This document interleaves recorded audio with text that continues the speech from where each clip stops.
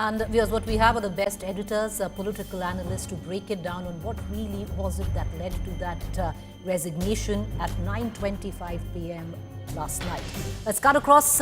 Joining me, Jagdeep Dhankhar, our consulting editor, Rajat Sethi, political commentator, Javed Ansari, senior journalist, Rashid Kidwai, author, senior journalist, Ashutosh, political analyst. All of them have studied Parliament. Some of them have covered Parliament very closely over the years. And Rajdeep, you're one of them. How would you read with what happened yesterday? Which conspiracy theory do you subscribe to? First of all, Preeti, I think that was a wonderfully written story because it brings together all the various conspiracy theories doing the rounds. What is increasingly clear, whether conspiracy or not, this has been in the making for a while. This wasn't something that happened at 9 p.m. yesterday. This has been building up for the last couple of months. Apparently, sources close to the former vice president are saying he was feeling uneasy about some of the about the manner in which the government was responding to some of the issues he was raising. Principally, one of the pet peeves of the vice president was the issue of the judiciary. Judicial independence, judicial corruption, judicial interventions in parliament. These are issues that Mr. Dhankhar, a former Supreme Court lawyer, felt very strongly about. And it was that which we are told was the trigger for his eventual ouster. I'm not using the word resignation, but possible ouster, because the manner in which he took up the case of Justice Yashwant Verma, in whose house cash was found, Mr. Dhankhar was determined to push ahead with an impeachment motion, allowed a notice which was signed primarily by opposition MPs to be tabled in parliament even before the government could react. And it almost seemed as if Mr. Dhankhar therefore had made taking on the judiciary his personal cause. And that had embarrassed the Modi government because the Modi government was looking for better relations with the judiciary, and then you had Mr. Dhankhar who wanted to take on the judiciary and create a potential parliament versus judiciary conflict if the Justice Yashwant Verma impeachment went through. So that was the trigger, but it's been building up, we are told, for a couple of months. You can see the comments that Mr. Dhankhar has made on the farmers issue. We are also told that there was one foreign visit which Dhankhar and family had planned, and there were elements in the government who scotched it. J.D. Vance, the US Vice President, was here last month, and protocol would have suggested that the Indian Vice President would be hosting him. Even that didn't happen. So something went wrong in this relationship in the last couple of months. The trigger, of course, we believe was what happened with the Justice Yashwant Verma case in Parliament yesterday. But clearly, health reasons are only, it seems, a fig leaf to give the Vice President a chance to exit. Some believe actually that he decided to exit before he was pushed out and almost preempted what the government, his close associates felt was intending to do, which is remove him from the Vice President's chair. But Rajdeep, how does it all add up? Because at one end, you had somebody who was seen perception-wise as a loyalist, to the limit that the opposition not once but twice wanted to move and moved a no-confidence motion against him in Parliament today. Of course, the same opposition somewhere down the line are championing his cause, so that's come full circle. How does it all add up? Do you also see now Jagdeep Dhankhar take the Satyapal Malik route? No, I don't think we can say that Jagdeep Dhankhar is taking the Satyapal Malik route. Certainly not yet. What is very clear is the opposition is fishing in troubled waters. They want to suggest that there is some major constitutional crisis, suggest that this is the typical Modi-Shah way of operating, of use and throw politics, while fully knowing that Jagdeep Dhankhar was someone who was seen to be the mouthpiece of the government, and as you're right, tried to move an impeachment motion against him not too long ago. So forget the opposition for a moment. What does it say about the way the government functions is the question. Is it that if any constitutional authority is seen to exercise any kind of autonomy, he or she will be immediately brought in line? Remember, the Supreme Court has already tried to clip the powers of governors and presidents when it comes to sitting on bills. And now we have a situation where a presidential reference has been brought in, wherein the president is effectively challenging the Supreme Court's writ. So you do have several issues where the government is making it very clear that they will not allow anyone to enter the so-called writ Okay. of this government. And maybe Jagdeep Dhankhar made that one vital mistake of trying to, in some way, after having spent years being the mouthpiece of the government, actually departing from the government's view when it came to the judiciary. Optics, Rajdeep, has been something that this government has got mostly right all the time. This might not serve too well in the larger scheme of things. Do you concur? Well, not really. You see, look, I don't think unless Jagdeep Dhankhar comes out tomorrow and, as you said, becomes a Satyapal Malik and takes on the government, I don't think the government is too concerned about what happens to Jagdeep Dhankhar and whether this will spark off a wider conflict. It's not going to. The government believes it can still control the narrative. They are determined to go ahead with a new vice presidential choice at the earliest, and Jagdeep Dhankhar will be history. That's how this city operates. Delhi is a city where courtiers can become conspirators or enemies the very next day. And that could well happen with Jagdeep Dhankhar. I think the government believes, yes, for today the optics don't seem very favorable, but that public memory is short, and Jagdeep Dhankhar will soon be a footnote in parliamentary history, and the Modi government will move on. The larger issue of the judiciary versus executive conflict that is brewing is the issue that has to be looked at. Because remember, it's not just Justice Yadav. There's another impeachment, not just Justice Verma. There's another impeachment process against Justice Yadav, which is being sought to be moved. How is all that going to play? And how will the tensions between the judiciary and the executive work out in the months ahead? Well, that's already seeming to happen because you have the Home Minister who's right now at the Lok Sabha Speaker's residence, and we believe the topic of discussion is the impeachment motion against Justice Verma. Appreciate you joining us, Rajdeep. I want to bring in Javed Ansari, Rashid Kidwai, Rajat Sethi and Ashutosh into this conversation. I want to bring in Javed and Rashid first. Two journalists who have covered the parliament for the maximum number of years, I know. And Javed, to come to you first, have you ever seen something like this, or is it completely unprecedented? Well, I haven't seen a vice president resign like this. I have seen Mr. Shankar Dayal Sharma threaten to resign, break down in office, but I've never seen a vice president being forced to exit office in the manner that Mr. Jagdeep Dhankhar has been. So this is unprecedented. Mr. Venkatraman and V.V. Giri did quit as vice president, but they went on to contest and win the presidential elections, and they went on to become president. But this is really something really unprecedented, and this is not a run of the mill. It's not something, it's not just a storm in a teacup or something. Just remember, this could come back to hurt them politically. Mr. Jagdeep Dhankhar is the second prominent Jat leader, the first being Mr. Satyapal Malik,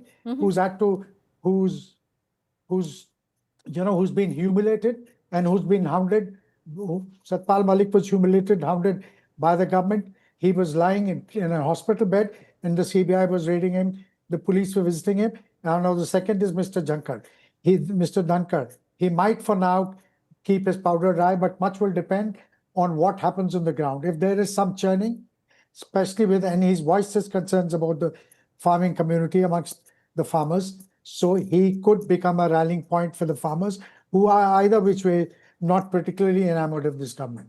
Well, that's exactly what the opposition would hope it does. And these are the 2 points that the opposition has suddenly found, which is the Jat identity of now the former vice president, as well as his affection for farmers, which is also newfound, where the opposition has come into the question. But Rashid Kidwai, of your many decades of covering politics, how do you read the developments of the last 24 hours? There have been several instances where the presiding officers face problems from their own party or erstwhile party. I remember during Rajiv Gandhi's time, once Junior Minister K.K. Tiwari had made some observations against the then Vice President, Rajya Sabha Presiding Officer, Shankar Dayal Sharma, and Shankar Dayal Sharma had walked out of the chair and he had threatened to resign, and Rajiv Gandhi and his cabinet colleagues, senior cabinet colleagues, had gone, they apologized and they persuaded Dr. Shankar Dayal Sharma, a respectable man, to continue. Now, in this instance, if there was any difference of opinion, there are 2-3 things which are very glaring. There is no response mechanism. There was nobody. If health was the issue, then senior ministers, could have called on Mr. Dhankar at his residence late in the night or today morning. To best of my knowledge, there's been no gesture. So it seems that it is a political thing. If there was a difference of opinion, as I cited the example of K.K. Tiwari versus Shankar Dayal Sharma, there should have been some redressal mechanism. Why was, if assuming there was some point of difference or disagreement, why was he allowed to go in a hurry, in a most bizarre manner? If health was a consideration, then he could have opted out, he could have resigned before the monsoon session of Parliament commenced. So the timeline and the fact that in the BSE meeting, senior ministers didn't show up. I have also covered Parliament for decades. There were never an instance where a Parliamentary Affairs Minister or Leader of the House would not go in the Business Advisory Committee meeting.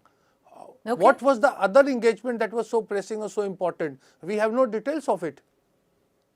Well, they've come out, both J.P. Nadda and Kiran Rijiju have come out and said that they were going to attend the meeting, but because of something untoward, they couldn't. But I want to bring in Rajat Sethi. Are you the one, Rajat, to subscribe to the various conspiracy theories? Because 10 days ago, you had Mr. Dhankar, Rajat, who had said that I will, demit office on August 2027. Until and unless there's divine intervention. So clearly there has been some sort of divine intervention that has made this happen. Yeah, the divine intervention comes in multiple colors, multiple hues. So I believe there is one divine intervention which eventually resulted in his resignation.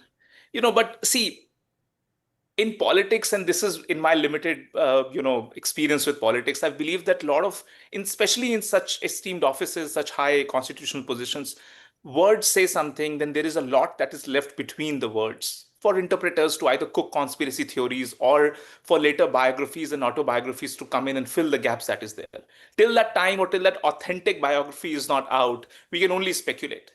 You can look at the terse tweet that Prime Minister did, clearly hinted at, perhaps there was something which didn't work out well, and you need to give that to these offices where they have to, even if they have to demit the office, they need to do it so that the prestige or the decorum of the office is not hurt. And I believe this is where the Vice President chose the right words and he stepped down.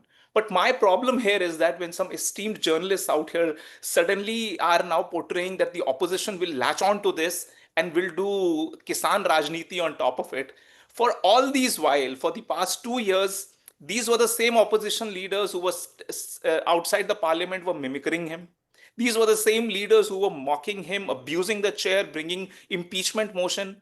Then these Kisan leader and Jat leader, all these theories go down the drain. See, let us, people come and people go, country stays, these positions stays, and eventually one has to look at from that perspective as well. He did serve, and I believe I agree with all the interventions that he made vis-a-vis the judiciary. And I believe that the judiciary, there is absolutely no authority other than the president and the vice president which can even put out certain questions. Look at those 10-12 questions that the honorable president has put out are absolutely material, and they need to resolve this. Okay. Because I feel that they have been crossing the mandate that the judiciary has and running a show where there are no checks and balances. This was not what was envisaged by our founding fathers. And I believe this is where what he has said, he's now no longer on that position. Let this situation is not going to be discussed after 2 days. It will only come when there is, a possible biography or Dhankarji wants to come back and restart his political life. And then we will again revisit these topics and perhaps there'll be more data on the table. Right now, we are only speculating. So I don't want to indulge myself in speculation. Well, but speculation is what politics is nowadays, because there's that much news that really comes out. But having said that, many would, especially in the government, would hope, Rajat, with what you said, that they have to wait for the biography and not possibly an interview like Mr. Satpal Malik, because that took a life of its own. But Ashutosh, in midst of all the speculation, conspiracy theories that are abound, and there are plenty out there, which do you think is the most possible reason for the resignation?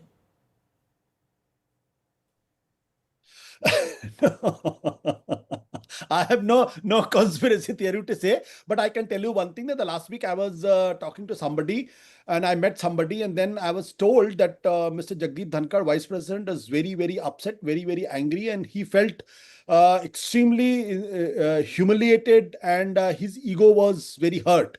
So I just wanted to know what happened to him, and I was told that somebody in the higher up within the BJP itself has really done something to him, and which he was not able to swallow.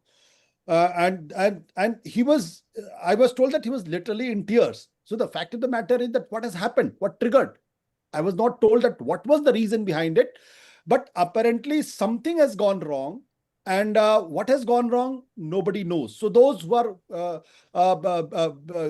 getting the story that this all has happened on Monday itself, and because everything was all right till the first BAC meeting in the morning, and by 4:30 when the next BAC meeting happened, in which the party president Nadda and the leader of House in Rajya Sabha did not turn up, and also the Parliamentary Affairs Minister Kiran Rijiju also wasn't there.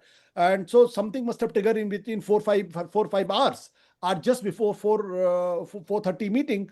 I don't buy that argument. My argument is very simple. Something was missed between Mr. Vice President and the BJP and the government, and which could not be controlled, or they didn't want to control it, or didn't want to manage it. So finally, it culminated into his resignation. So for me, it was really a surprise, that because when I was told about this incident, I did not anticipate that Mr. Dhankar will go to the extent of resigning it, because we had already known him, that he was so close to the government, and government, whatever wanted him to do, he did it, whether as a governor of Bengal or as a vice president. And somebody who lived in the political wilderness for more than 2 decades, and who had never thought that he could rise to the post of vice president. If he reached to the vice president, then why should he lose that position, unless something seriously had gone wrong between him and the Modi government? But what could that be, Javed? Because this was a man who was looked at, dyed in wool, Modi supporter, a loyalist to the core. What could have gone wrong? Because of late, there is this other conspiracy theories that he, off the books, were meeting certain leaders. 2 days ago, there was an image of him shaking hands with Arvind Kejriwal, which clearly mustn't have gone down well with the dispensation. So how did it all come down together? Because this was a man who was seen as an out-and-out loyalist. Well, an out-and-out loyalist who, for a very large part of his limited tenure, forgot the difference between supine and spine, and eventually ended up paying the price for it.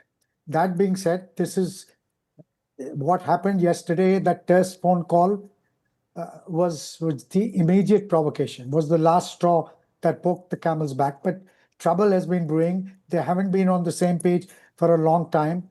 I have it on reasonably good authority that the vice president has felt buffeted, has felt hemmed in. He in fact confided in a senior leader that things were this bad, had gone that bad, that he couldn't even choose a painting of his choice in his house. He couldn't even have a painting of his choice in his house. He says, I find it difficult to breathe. It's become so suffocating. So even somebody like Mr. Dhankar, who always bent over, who was more than deferential in his interaction and in his with the powers that be, even he found it. And especially the way, look at the alacrity with which the Vice President of India's resignation was accepted within hours. No effort was made to even at least talk to him or persuade him. And then the terse, almost abrasive tweet from the PM this morning, the Prime Minister's reaction. I mean, it tells its own story. There's lots of things happening, and I've never taken names on So I haven't ever divulged information that was not meant to be told or that was shared in private. But there's a lot of things happening, and take it from me, in the days to come, there will be a lot more information forthcoming on this subject than what we are aware of at the moment. All right. Well, that's all the more interesting where political journalism is concerned. But Rashid, would you want to weigh in on that with what Javed was saying? I think the ruling dispensation is very sure-footed that they can get away just because Mr. Jagdeep Dhankhar is a political lightweight. He does not have a much popular following or so, and there was some kind of confrontation, but instead of resolving through a redressal mechanism, through sort of mollifying, through process of accommodation, after all, Mr. Dhankar represented a constitutional post, a very high post in terms of a warrant of protocol, etc., precedence, but there was no mechanism. So government is actually thinks that it can get away, and they will do all the other adjustment. What we are talking about is a deadlock that's supposed to exist between the choice of new BJP president, supposedly some kind of tension between the RSS and Mr. Narendra Modi and Mr. Amit Shah. So they will be able to get one of the factions to get this office of vice president. So some kind of adjustment and compromise is there. I think it's the resignation of vice president is a combination of two things. One is a sort of arrogance or a deadlock, a kind of confrontation which went unattended. It was allowed to go out of the box, and the second part that the political masters saw it as an opportunity to accommodate and adjust someone, a very senior, perhaps from the union cabinet, as a vice president, and then in the process you will soon have a new BJP president also. Well, it's a 2 month, as per the constitution, 2 months for the election of the new vice president, and whoever the vice president is will serve the full 5-year term and not just the term left over by Mr. Dhankar.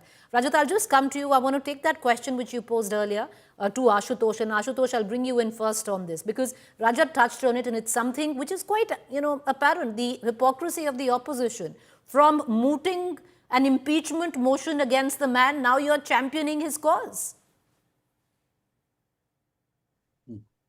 See, Preeti, I think the opposition should have a right to have a laugh at, because I think this is not a love for the Jagdeep Dhankhar.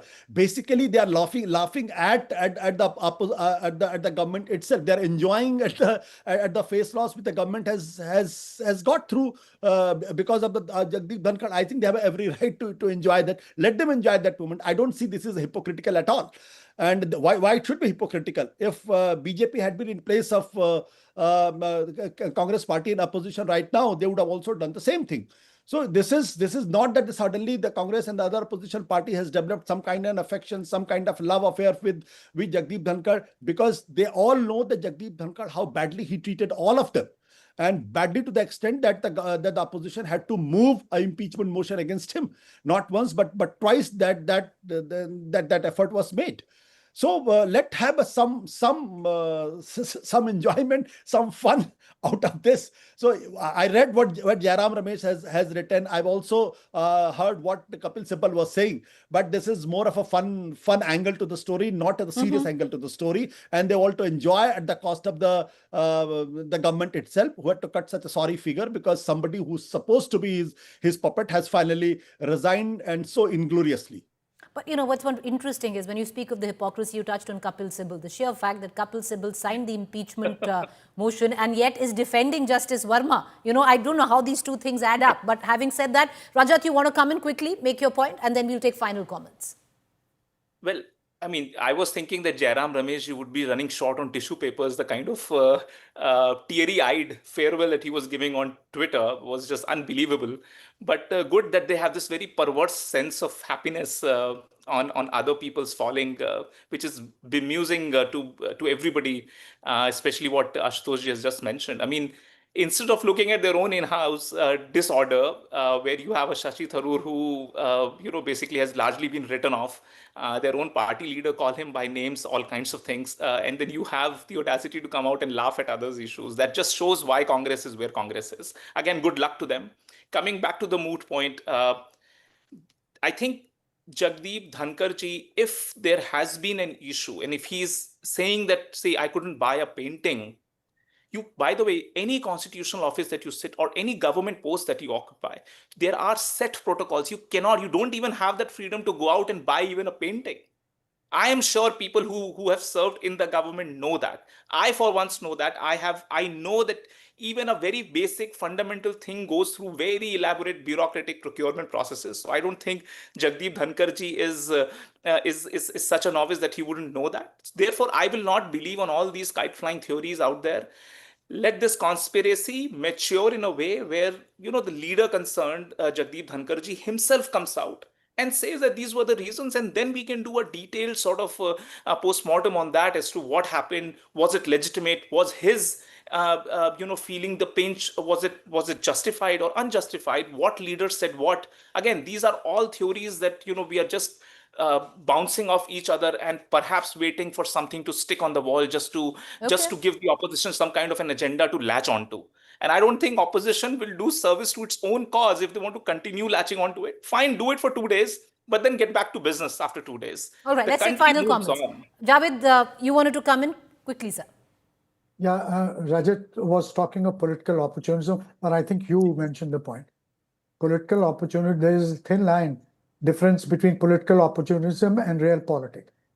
Mr. Modi and the BJP take advantage of the opposition's discomfiture. They find it very convenient to lampoon Mr. Shashi Tharoor at some point of time, and suddenly now he becomes they want to make him the poster boy. Are they not fishing in troubled waters? So you take advantage when your opponent lets his guard down, you take advantage. You try and take a shot. That's precisely what the BJP has been doing in the past, and this is what the opposition say. They are not going. Mr. Dhankar will certainly not be the opposition's knight in shining armor. But at the moment, if because of the way the government has mishandled this issue, if they can cause some political embarrassment to the government, they will certainly try to do it, and they are within their rights, just as the ruling party is within its rights to try and embarrass the opponents. Okay, Rashid Kidwai, it's foolhardy, especially with this government, to even venture a guess, but because we are talking about conspiracy theories, who do you reckon is going to be the front runner when it comes down to the position for the VP? And the question that I asked Rashid, and Javed also touched on it in his submission, do you see any parallels now with Satyapal Malik? Well, that I leave it to Mr. Dhankar's judgment. He is a very astute politician and a lawyer. I think at some stage in life he would want to put the records straight, and if he does that in terms of moments, etc., it is going to be quite embarrassing for the government of the day whenever he chooses to. To respond to your first question, I think it is very hazardous to speculate who would step in Mr. Jagdeep Dhankar's shoes, because we do not know what will happen. If you look at the decision-making process, it's kept as a very kind of close-guarded secret, and people don't get to know. What I